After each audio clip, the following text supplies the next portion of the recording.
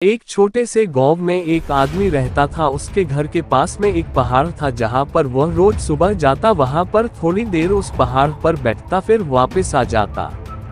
तो रोज की तरह वह सुबह सुबह जा रहा था। पीछे से उसका छोटा सा बेटा आया। उसने आकर के उसका हाथ पकड़ लिया और कहा कि आज मैं भी आपके साथ चलूंगा। उसने पहले तो उसको थोड़ा सा समझाया और मना किया, कहा कि जो रास्ता है वो बहुत ही छोटा है और चढ़ाई बहुत ज्यादा है, तो तू मेरे साथ नहीं चल पाओगे। लेकिन फिर जब उस बेटे ने जिद करी तो पिता मान गया। वो दोनों पहाड़ पर चढ़ने लगे। पिता ने बेटे का हाथ कस करके पकड़ा हुआ था। लेफ्ट साइड में पहाड़ थी और राइट साइड में खाई थी और रास्ता बहुत ही छोटा था।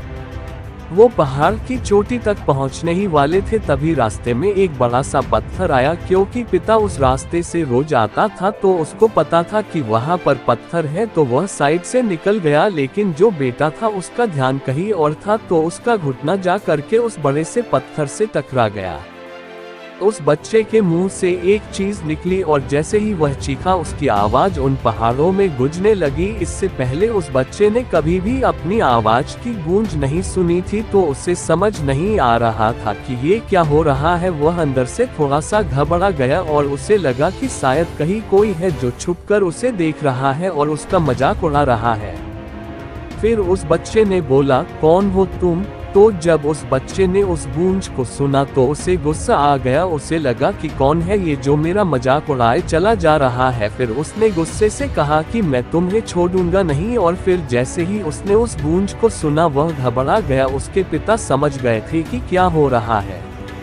उसने अपने पिता का हाथ कस के पकड़ लिया और उनसे पूछा कि कौन है ये जो मुझे इतना तंग कर रहा है, कौन है ये जो मुझे इतना डरा रहा है। तो उसके पिता थोड़ा सा मुस्कुराए और उन्होंने खाई की तरफ देखा और जोर से बोला, मैं तुमसे बहुत प्यार करता हूँ। वह सुनकर वह बच्चा हैरान हो गया और उसे समझ नहीं आया कि वो क्या रहा है, क्योंकि वही इंसान जो उसका मजाक उड़ा रहा है, उसको तंग कर रहा है, वह उसके पिता को बोल रहा है कि मैं तुमसे बहुत प्यार करता हूँ। तो उसके पिता अपने बेटे को देखा और वो समझ गए कि उसके मन में क्या चल रहा है। और फिर दोबारा उन्होंने बोला, तुम बहुत अच्छे हो। और ये सुनकर उनका बेटा थोड़ा सा मुस्कुराया और पूछा अपने पिता से कि ये क्या हो रहा है।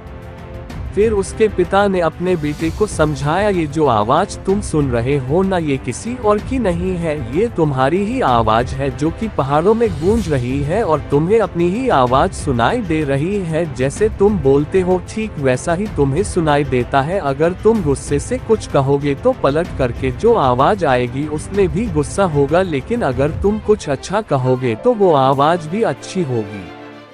बिल्कुल इसी तरह से हमारी जिंदगी में भी होता है। जैसा तुम अपने मन में इस जिंदगी के बारे में सोचते हो, ये जिंदगी तुम्हारे लिए बिल्कुल वैसी ही हो जाती है। अगर तुम मन ही मन अपने आप से ये बोलते रहोगे कि मेरी जिंदगी तो बहुत बुरी है, तो तुम्हारी जिंदगी सच में बुरी हो जाएगी। और अगर तुम अपनी जिंदगी से प्यार करोगे तो तुम्हारी जिंदगी भी तुमसे प्यार करेगी।